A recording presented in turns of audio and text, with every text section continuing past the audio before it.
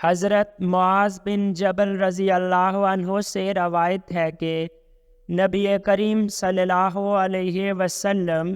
غزوہ تبوک میں جب سورج ڈلنے سے پہلے کوچ کرتے تو ظہر کو مؤخر کرتے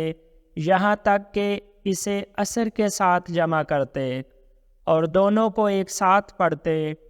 اور جب سورج ڈلنے کے بعد کوچ کرتے تو عصر کو پہلے کر کے ظہر کے ساتھ جمع کرتے اور ظہر اور عصر کو ایک ساتھ پڑھتے، پھر روانہ ہوتے، اور جب مغرب سے پہلے کوچ فرماتے تو مغرب کو مؤخر کرتے یہاں تک کہ اسے عشاء کے ساتھ ملا کر پڑھتے، اور جب مغرب کے بعد کوچ فرماتے تو عشاء کو پہلے کر کے مغرب کے ساتھ جمع کر کے پڑھتے۔